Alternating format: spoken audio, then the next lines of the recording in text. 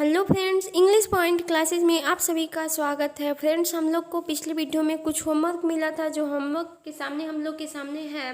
Nitika is not paying the electricity bills rarely. हमें इस rarely को देख करके हमें ये लग रहा है कि रेयरली जो है एक निगेटिव वर्ड है, जिसकी वजह से इन नॉट को हटाना होगा।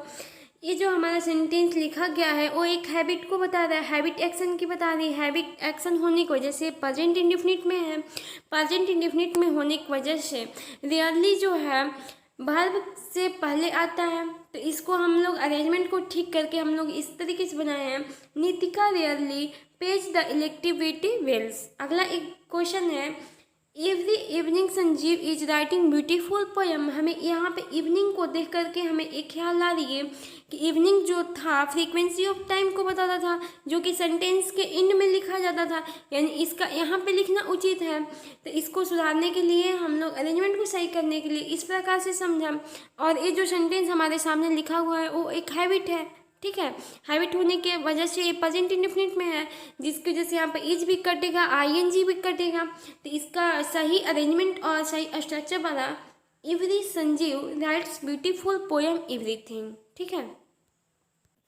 तो चलिए हम लोग कुछ क्वेश्चन को देख लिए हैं, तो अगर उसके बाद हम लोग आगे पढ़ने की कोशिश करते हैं।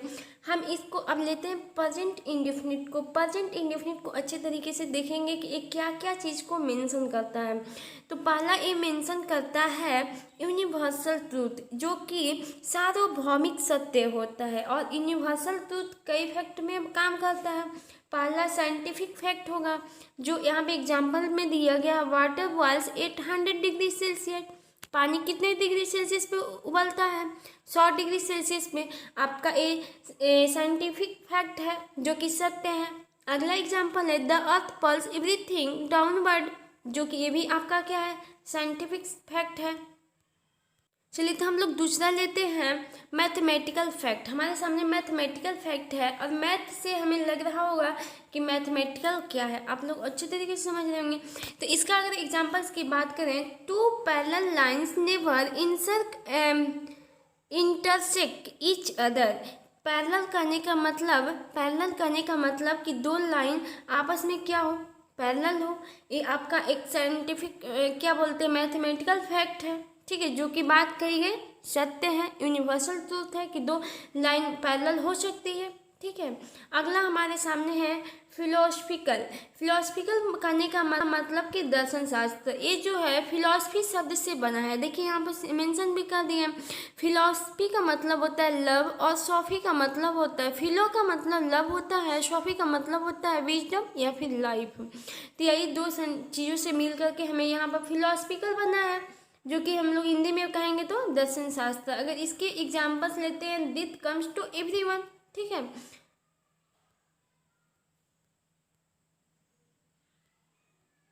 अगला हम लोग के सामने जो है साइकोलॉजिकल जो है, देखिए साइकोलॉजिकल कहाँ से बना है? एक साइक और ओलॉजिकल से बना है, ओलॉजी।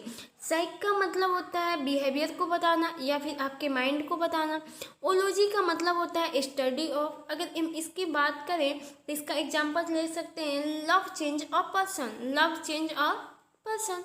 अगर हम अगला मेंशन करते हैं आपके सामने, ए प्रोवर्ब, आपके सामने अगला मेंशन करते हैं ए प्रवर्ब।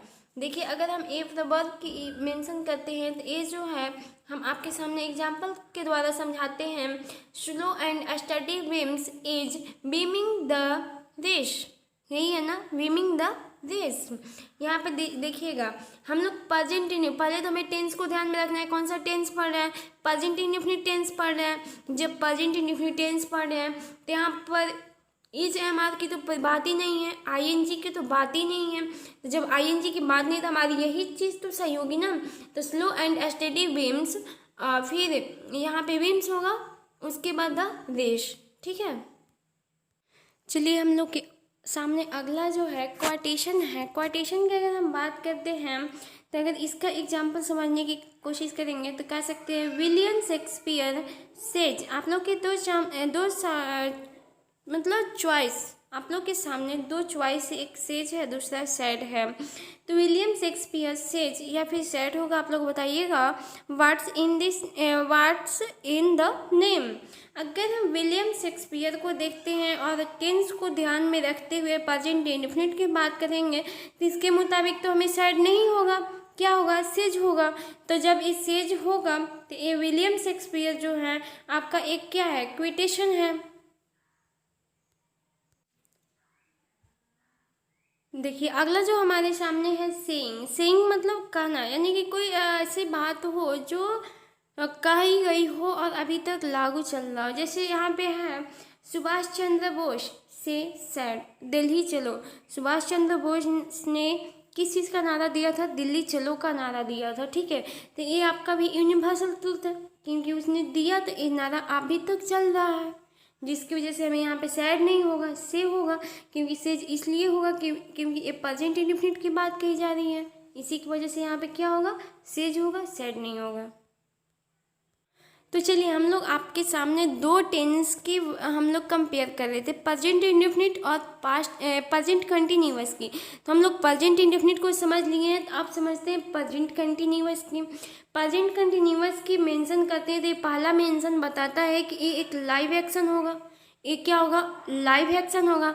लाइव का मतलब होता है कि at the time of speaking, at the time of speaking. इसका कहने का मतलब ये उस समय चल रहा है जिस समय हम बात कर रहे हैं।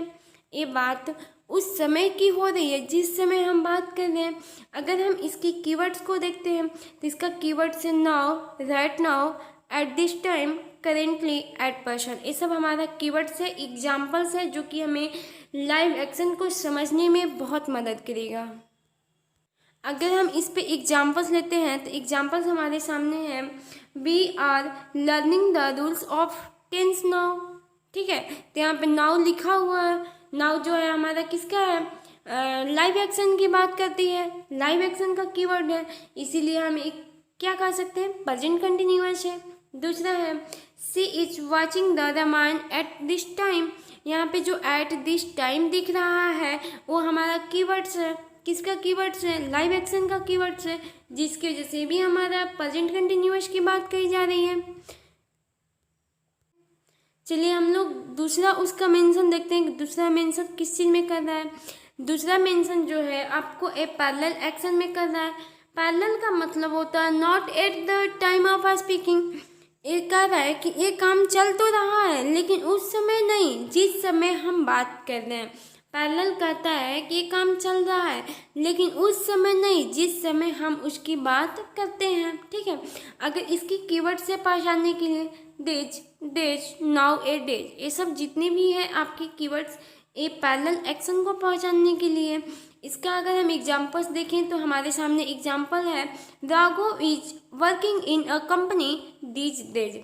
यहाँ पे है राघव ने अपने कंपनी में काम कर रहा था, कल के दिन अपनी कंपनी में राघव क्या काम कर रहा था, काम कर रहा था। तो यहाँ पे जो दीज डेज लिखा हुआ है वो आपको पैरेलल एक्शन की में क्या बोलते हैं, मेंशन कर रहा है। जब ये पैरेलल एक्शन की मेंशन कर रहा है इसकी वजह से क्या होगा, प्रेजेंट कंटिन्यूअस होगा, ठीक है। तो चलिए फ्रेंड्स हम आप लोग के सामने एक एग्जाम्पल को लाए हैं। वो हमारा एग्जाम्पल कुछ इस प्रकार से है। देखिए आपके सामने एग्जाम्पल से I am saying you, she is respecting her parents, Kriti is wanting a new dress, Shekhar is needing some common sense, they are understanding her problems. आपके सामने इतना एग्जाम्पल है। अगर हम इसको देखते हैं तो आपके सामने हम होमवर्क में दिए हैं और इसको में आप में एक करना है। ये आपके सामने जितना भी लिखा हुआ है ये आपका प्रेजेंट इंडेफिनिट है, लेकिन प्रेजेंट इंडेफिनिट आप किस तौर पे पहचाने हैं आप उसको बताइएगा।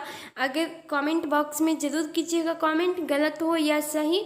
हम इसका डिस्कशन आप लोग के साथ मिल करके अगले वीडियो में करेंगे, ठीक है। आज के लिए इतना ही।